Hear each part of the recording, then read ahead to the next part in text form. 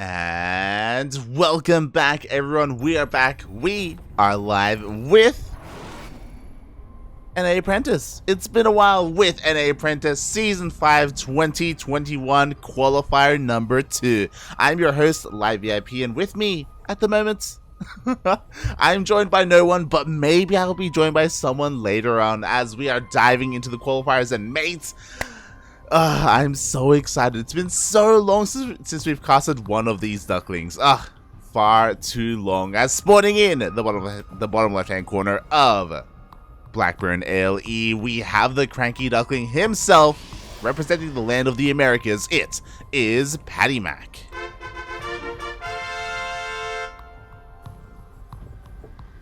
And spawning in the bottom right-hand corner of Blackburn, we have the Peruvian Protoss player representing Roots Gaming. It is INFANSON. Oh boy. We have a lot of ground to cover. So, if you're a long-time viewer of the CranKy Ducklings, then you should be well aware of NA Apprentice. We actually casted it at the very beginning of the year. I believe it was Season 2, even Season 1. Season 1 and Season 2, we did cover NA Apprentice. Of course, back then, the format was a little bit different. You know, shout out to Sugar. Sugar has been refining and adjusting the format over the course of the entire year. And now, towards the end of the year, we are here with Season 5. And in Season 5, they did something special. It is no longer NA Apprentice. It is NA/LATAM Apprentice.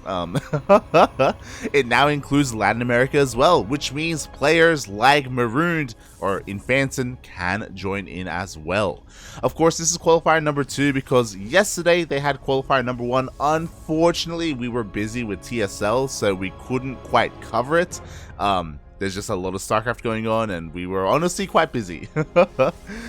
Feels bad, man. Feels bad. For those wondering, I also highly recommend yesterday we were casting ANZ Champs over at ESL Australia.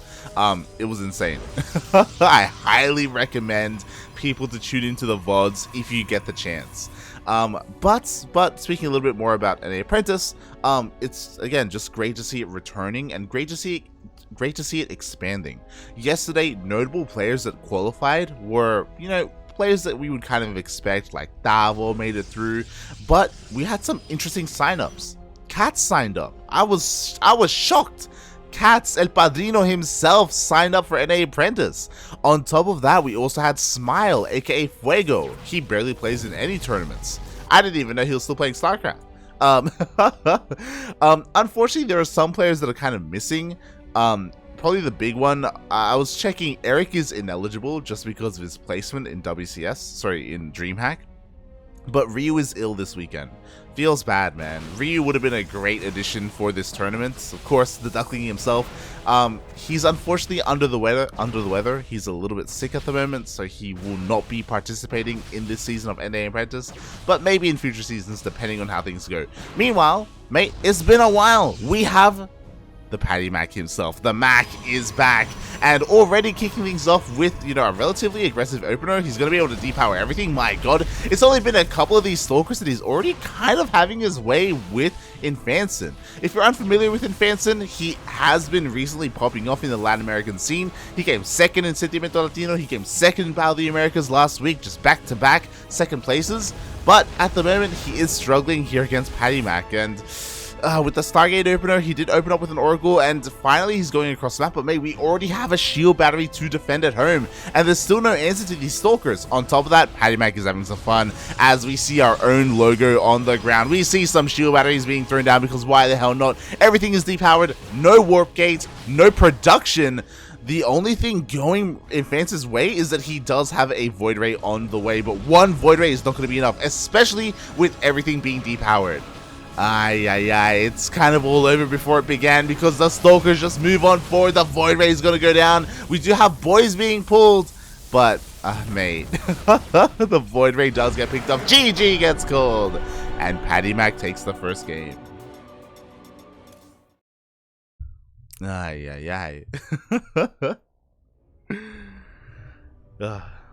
I'm still waking up. I'm not using cameras at the moment. I'm not quite ready for that. Not yet, not yet. It's gonna be a long day of StarCraft. But yeah. Again, a great start here from PattyMac, but of course it is Blackburn. It is a pretty, or you can be quite aggressive on a map like this, especially with that kind of opener. And INFANSON needs to wake up, mate. You're up against one of the best Protoss players in all of North America, mate. I mean, INFANSON. To be fair, the thing with PvP, especially in Latin America, is that there are not that many Protosses in Latin America. You've got INFANSON, you got PattyMac, you got Shakti, and that's kind of it. Cristiano every now and then.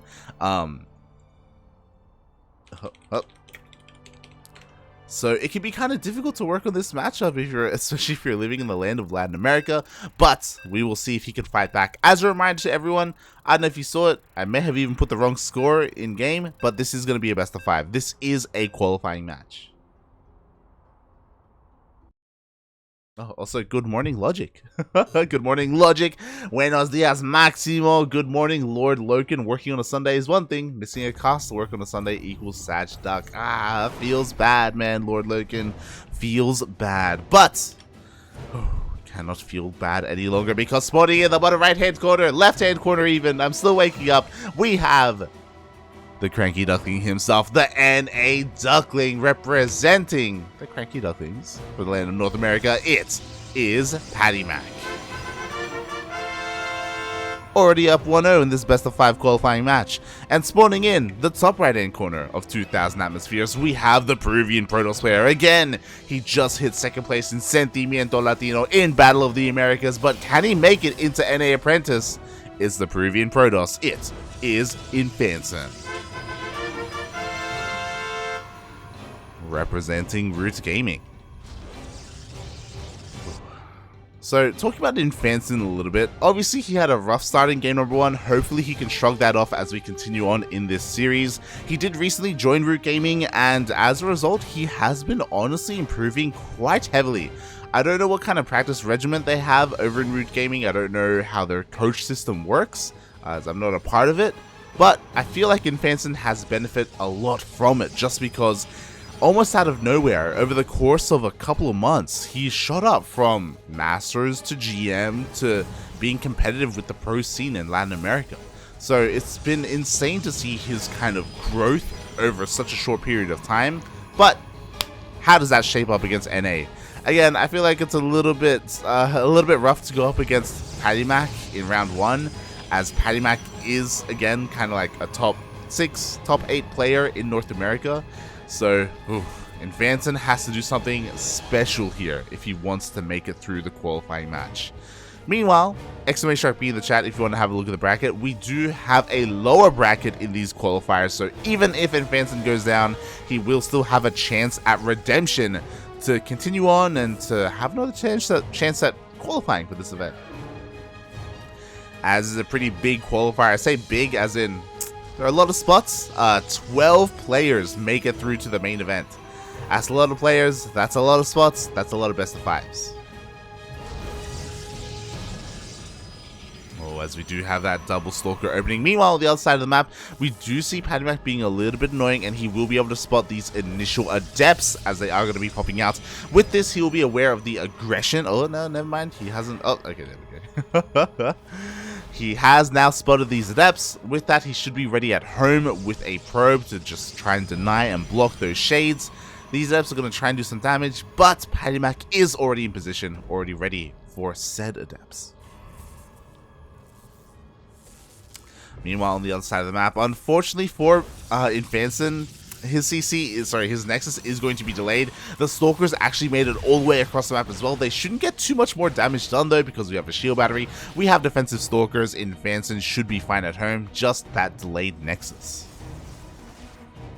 Meanwhile, of course, we have our top. Oh, he almost gets in. He will at least get one probe and get a little bit of chip damage on this pylon, but shouldn't get much else, as he is forced to be shaded away. That was close though. Yo, and he wants to get back in. Up. And it looks like PattyMac, will he be able to wall off? He will not. The adepts do get into the main base. He will get some damage done. Boys are being pulled. Forces a recall for these Stalkers, and well, worth it for INFANSON. finally fighting back. He had a rough game 1, but here in game 2, he is dealing damage as 6 probes go down. More importantly, we have a pylon. We don't just have a pylon, we have a gateway INFANSON. His natural base was delayed so long, why not just stay in one base? You are Protoss, of course, as we do have that third gateway with this 3-gate aggression. Oh my god, mate, you can pop up. Blink is already on the way. We're going to be seeing all these Stalkers. And PattyMac, oh god, he's going to be relying on this Stargate instead. Due to this opener, INFANSON should have access to more of a larger gateway army, since he does have an additional gateway available to him. And this can be a little bit scary. We don't have a safety shield battery. PattyMac, he's taking up. He has a sentry. He's feeling safe and sound, and he's anything but. Oh boy. As Stalkers are about to reveal themselves there, they do. Hallucination goes down. We need some shield batteries, as immediately the Stalkers are going for it. Oh, that pylon is quite exposed. Already gets the first couple of shots off, and even takes out the sentry. Oh my god, and this could be all she wrote. The Stalkers in the main base are coming down to the low ground. Boys are being pulled as well. The blink has been revealed. An aggressive blink forward instead of a more conservative blink back. Oh god, is that a little bit too much? Nah, it's fine, mate. We have some reinforcements. The focus fire is going to be good enough. Boys are going down. At the same time, though, the Oracle gets across the map, and probes are still falling left and right from the side of INFANSON. What I will say, though, is that INFANSON has a shield battery. He's got another base. The Oracle is getting some damage done, but not enough damage done. And INFANSON, he's fighting back. Ooh, a Void Ray comes out. Oh! Oh! Is it going to go down? Do we have an overcharge? We do have an overcharge. The Void Ray just barely survives. The production needs to be taken out, but instead he goes for the Void Ray. Regardless, he should have enough damage. Oh! Oh! Oh my god. Wait, what?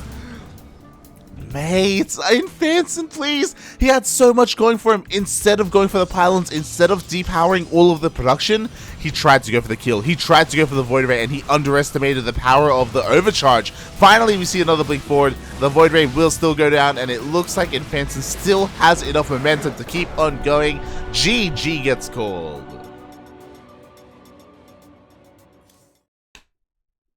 And INFANSON ties up the series 1-1. We have a series on our hands. I was honestly worried, especially after game 1. Game 1 ended in like a whimper. You know, it was like, oh, game 1 was brutal, mate. The way that PattyMac ended it on Blackburn. But now that INFANSON is fighting back, I'm like, yo, we have a competitive series. I was like, did I make a mistake? Am I like, you know, too biased with my love for our own Ducklings? Maybe. Yeah, probably. But regardless, you know, I'm glad that we do have a bit more of a back and forth here between our players. Oh. As we are looking to dive into game number 3, immediately, boom, lobbies are being thrown down, they're being made, players are ready, and we are diving into game number 3. Which one of our players will take a lead in this series? We'll have some momentum in this best of 5.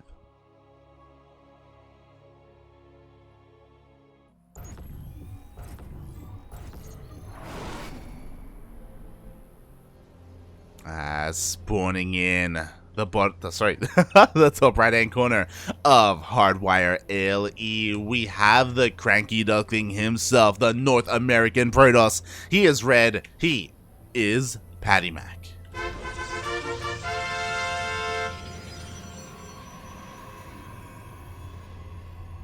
And spawning in the bottom left hand corner of Hardwire LE, we have the Peruvian Protoss player. He is blue, representing his brand new team, Roots Gaming, and tying up the series 1-1.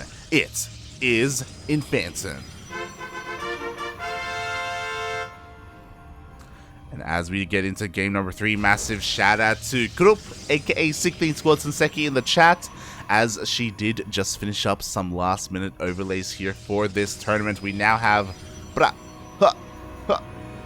an in-game overlay with that beautiful NA Apprentice logo. And as we get into game 3, and as I see Sugar in the chat, of course I want to promote Maturino a little bit. Exclamation mark Maturino in the chat. How many Stalkers was that? Insane amount of Stalkers, mate. That was 3-gate Stalker aggression, all in essentially, from INFANSON. as Lude is asking in the chat. But yeah, exclamation mark Matcherino, as there is a Matcherino page for this main event. There are plenty of coupon codes remaining. You can click the claim coupon button to add 50 cents for free to the prize pool. Of course, this is the Matcherino page for the main event, not the qualifiers, but again, it all kind of leads into the same thing. If you want, you can go one step further and again, like, donate to the prize pool yourself, but don't require that of you at all. All that we ask is that you claim that free coupon. Also, I said 50 cents, but it may be 30 cents. Yeah. Close enough. It's fine. It's fine. So I just put that in the chat. And here we go. So we already see a bit of a difference here in the openers. Immediately, oh my god, INFANSON pop it off. I mean, mate, it's a PvP. We're not going to get into the late game. We're not going to get into the mid game. We have a Robo opening instead of that Twilight Council. So no Blink is going to be available here for INFANSON.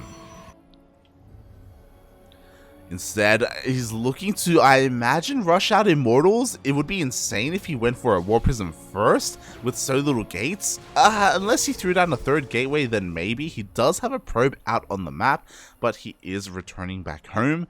Meanwhile, PattyMac is opening up more standard. Very safe, my god. Opening up first with the initial Stalkers, staying on his side of the map, and then going for the Sentries for those hallucinated scouts. Going for the Nexus as well, so this is much more safe, standard, and normal from PattyMac. Meanwhile, again, INFANSON, oh, he is going for the War Prism. Okay. Very risky play, I'll say, because he has equal production with his opponents. Obviously, he has the higher Stalker counts, but being aggressive like this with a War Prism, it is so risky. But he's going for it. Let's go. Meanwhile, from the side of PattyMac, he did scout the opener. Quickly looking at his vision, we can see that he saw the initial Robo being thrown down by INFANSON. He is well aware of what should be coming his way. He has, again, vision out on the map. He will not scout the main army. He does not have a shield battery either, but he does have a decent amount of Stalkers, and he has a force field available as well. Ooh, but INFANSON shoots first. There is that shield battery, though, behind the natural mineral line. Mate, I'm a little bit blind. I just woke up. It's 7 AM here in Australia. But with this, PattyMac, he's safe, he's sound, he defends. And INFANSON throws down a Nexus. Thank God. I was really concerned about the timing of this Nexus. It is so late in comparison, and this War Prism has not paid for itself. He does sneak into the main base, and yo, PattyMac doesn't have vision. Damage is going to be dealt. I am so surprised. The way that INFANSON is using this map to his advantage, like, there is this little area here in the main base where PattyMac had no idea what would go on, and INFANSON gets 4 probe kills. And honestly, these are probe kills that he needed to accomplish, that he needed to deal. We see that he's still down in workers. INFANSON's still down 3 workers in a mirror matchup. He's got to find a way to somehow come back in this. Oh god. Oh god. Oh god. War Prism, please. War Prism taking a little bit of damage here. Meanwhile, at the same time, the Adepts do shade into the natural base. More probes are going down, but there is an army here to deal with said Adepts. Ooh, but they are going to be shading into the main. Up. Only 1, not 2, so the one-shot potential isn't quite there. We'll get a Stalker. We'll get a Stalker. INFANSON trading quite nicely, and did he lose? No, he lost the War Prism. No. I was about to say that if he did escape with the War Prism, then I think he'd be in a decent spot. I mean, the worker counts have been evened up, but losing that War Prism is a little bit rough, is a little bit Monka-esque, as now PattyMac is moving out across the map. Unlike his opponent, PattyMac did go for an Immortal, and now he's going for an Immortal drop. We do see INFANSON being a little bit greedy, going straight into +1, straight into Blink, but can he get there? Meanwhile, we do have the Immortal being dropped into the main base. Workers are getting taken down one after the other. We do have a response from the main army, but really, PattyMac is distracting his opponent and hitting into the natural at the same time. Oh my god, the hallucinated Stalkers. Let's go. But we do have a shield battery, but for how much longer as the shield battery is being focused on? We could see a force field on the ramp, but that's exactly what we see. Oh my god, I could see it so clearly. Workers are going down, the Adepts through the mineral line. Oh god, and there's enough energy for another force field. Up, and he gets it. The entire mineral line is gone. And with that, he just drops back into the main base. Ay, ay, ay. INFANSON had some fancy micro with his initial War Prism across the map, but mate, it was nowhere near enough compared to what PattyMac was able to accomplish. Now he's up almost twice the worker count, 42 to 28. On top of that, he keeps his own War Prism alive, he keeps his own Immortals alive, he's got 2 of them, and what I love is that he is skipping Blink entirely, going straight into charge lots. Something a little bit more affordable and skipping some tech. Obviously, Blink has a little bit more finesse, has a little bit more diversity to it with what you can accomplish, blinking to the main base. But, god, he doesn't even need it. This drop, the Immortal's still doing an insane amount of damage here in the main. Boys are being pulled, Jesus Christ. And INFANSON is all in. What can he accomplish? He can't, oh my god, an Artosis Pylon. Everything here is going to get depowered. But there's still 2 gateways, there's still an Immortal, there's still a decent enough army. Oh, never mind, the Immortals come back to the natural. Because of this, INFANSON is honestly trading fairly well. There we go, in come the Immortals of PattyMac. With the Immortal, even though there is Blink, yeah, it's not going to be enough to really break the defenses of PattyMac.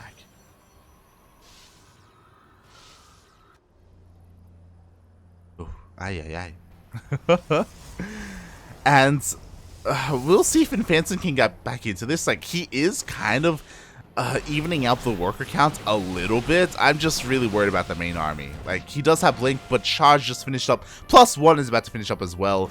And with that War Prism across the map, and with the production now repowered, PattyMac, he can just continue to warp in wave after wave of Zealots. Instead, though, he takes a 3rd. Arguably unnecessary. Arguably, he could have gone for the killing move. But you know what? He's playing safe. He's playing sound. We're tied up. It's understandable. He doesn't want to throw away a lead. Especially in a PvP where anything can happen in this series. So, completely understandable here. He is going for a more defensive, a more conservative route when it comes to the follow-up here. And he's just continuing to tech up. +2 is on the way. We have Archons. We have access to Charged Archon as well, as it's going to slowly ramp up. Meanwhile, on the other side of things, INFANSON is doing the best he can to catch up when it comes to that worker count, when it comes to those bases. And honestly, he's doing a pretty goddamn good job at it. It's insane. It's crazy. It's beautiful. See a warping of Zealots here. We see some shield batteries being thrown down at the 3rd base. Like, a decent defensive position. The downside is that INFANSON still doesn't have any Immortals. Like, the Immortals, not just that, but also the Archons. 3 Immortals and 2 Archons. Like, there is so much firepower in this army of PattyMac. INFANSON basically has nothing but gateway units right now. Like, his army just doesn't shape up compared to his opponent. Not after that opener, the early game, the first 8 minutes of the game. And here we go, PattyMac, he gets across the map. Sure, there's a shield battery. Sure, the Nexus is about to finish up. And we're about to have Overcharge. But even Overcharge is not going to be enough to stop the power of 3 Immortals and 3 Archons. My god, and there it is. Overcharge is being popped, but it's exposed. And all these workers, all these stalkers, this entire army is just crumbling before that of PattyMac. Ay, ay, ay. GG gets called, and PattyMac takes a lead in this series. El Patito himself.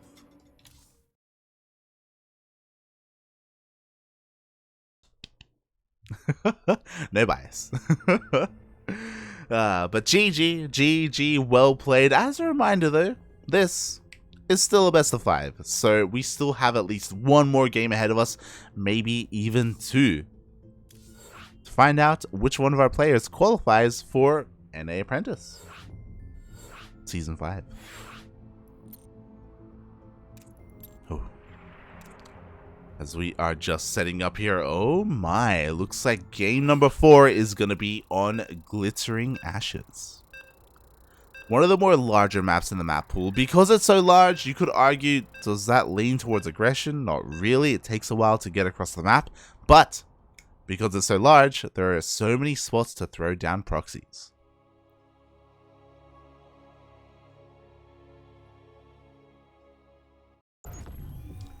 Oh boy.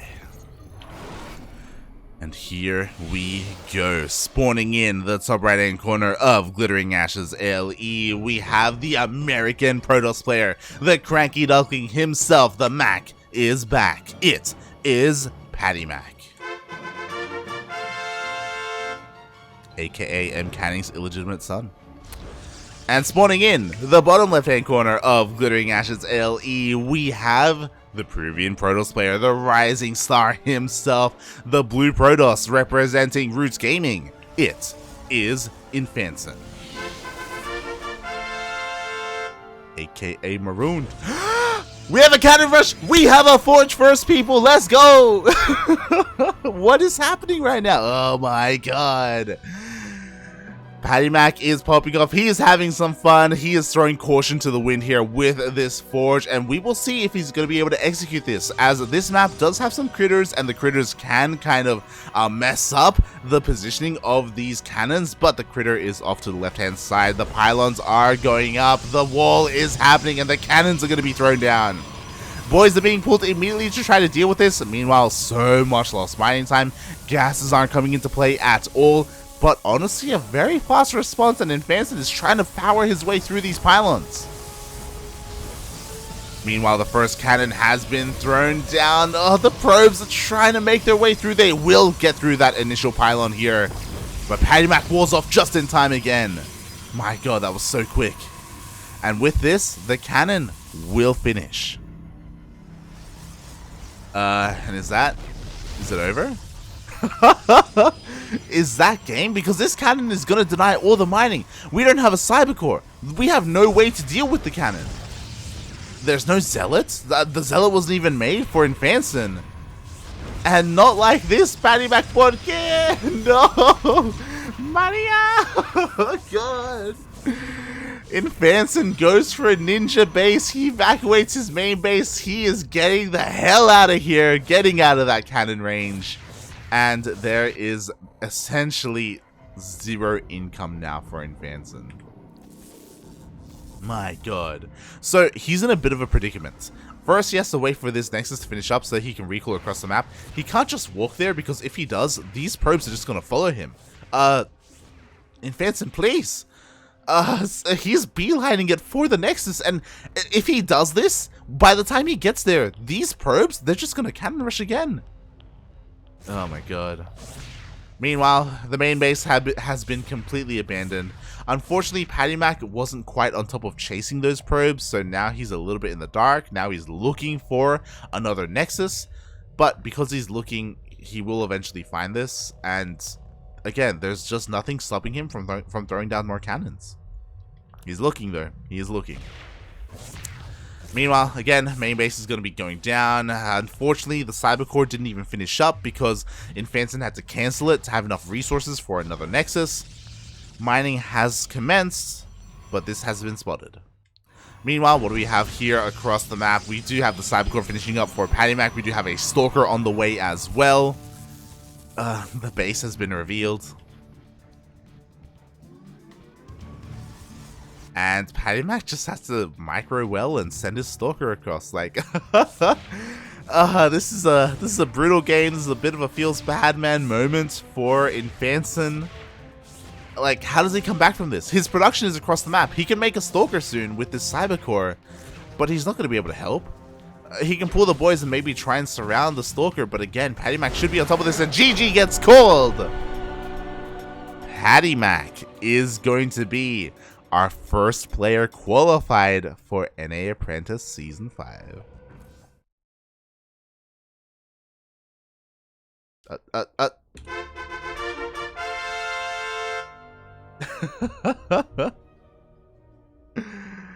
Ay, ay, ay.